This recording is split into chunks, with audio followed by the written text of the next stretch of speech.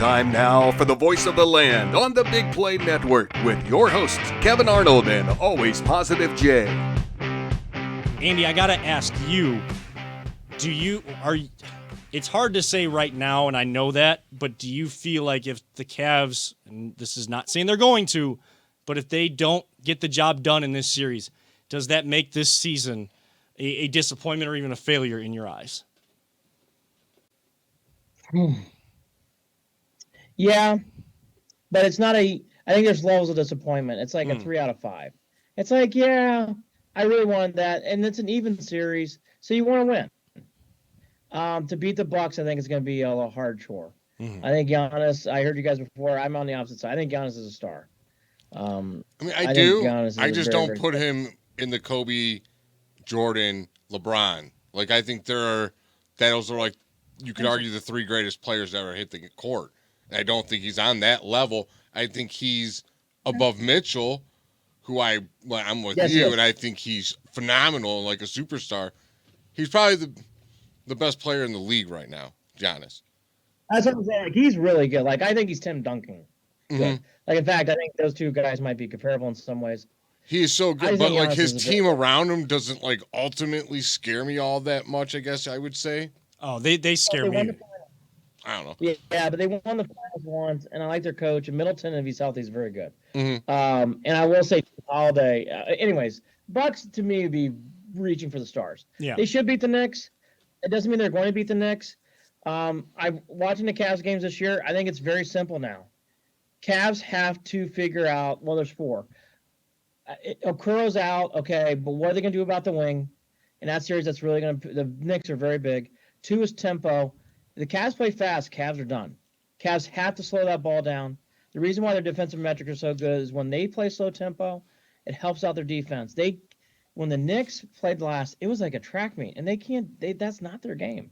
They need to slow the ball down. It needs to be like mid to low hundreds, not high hundreds, 110s. That's just not the Cavs. And finally, recently, I don't know what's been going on rebounding. Cavs don't box out. There's a lot of times the Cavs just watch the ball.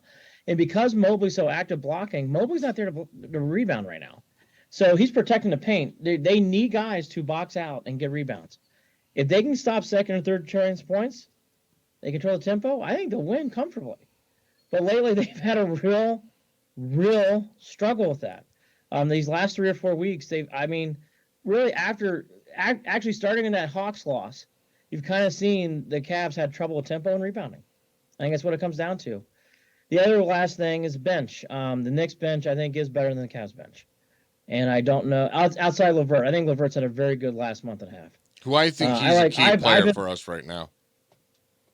I defend him all the time on my post-game show, and boy, is LeVert haters.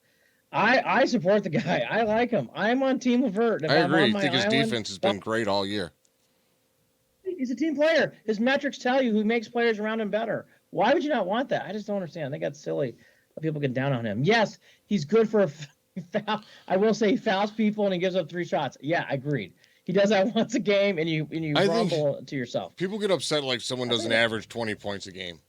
It's like we have Garland, we have Mitchell, we have Mobley. Like there's only so many shots to go around, people. Yeah, and this was a guy that was scoring 40-plus points for Indiana, and it was on like a hot scoring streak before we made that trade for him. So people thought that that's what we were getting. This is a guy that is sacrificed. He's coming off the bench. He probably thinks he should be a starter other places, but he has sacrificed to come off the bench, do the dirty work, finish the games, knowing he's going to finish the games, knowing he's going to get a tough defensive assignment, and has bought into that. When you have a good team, people, even if you have a lot of good players and players that probably think that they should be higher in the pecking order than others, they push that to the side. They let those personal feelings just go to the back of their mind, and they do their job, the role that they were given, the role that they have found, the niche they have found with the team.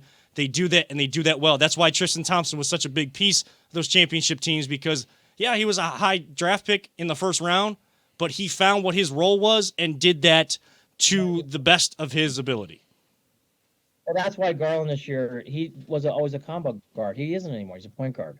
And that is different. It's a very, very different position. The one other comment I'll say about this Knicks Cavs series, and I heard you guys talking before, because I've lived a lot of my years in Cleveland, Ohio, but I've also lived because of ESPN in the Northeast. I think the Madison Square Garden thing is going to be a real factor. It has been happy because the Knicks have been terrible. The Knicks fans are very rabid. I was just defending them. I was like, they seemed like they seem not as mean as the Yankee fans. They're not. I don't hear anything about Knicks fan. But when you don't win, you know what I mean? It's like here's an example.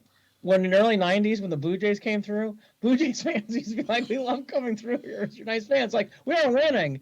When you start winning, you start to push back a little bit. The Knicks fan base is very, very rabid. They love Brunson. They love this team. And what's going to really push it is the local media markets who've always been like, the Knicks are fugazi and we don't trust them. They believe in this team too. So there's going to be a huge ramp up about the Knicks. And it's going to pump up that place. And it is a huge basketball market, as you guys said, and you're right. It is a huge market, and it's been dormant for 20 plus years. They are ready to be awoken. Yeah. I think that crowd's going to be a real factor. You know what, though? In the playoffs, you're going to have to play in tough places.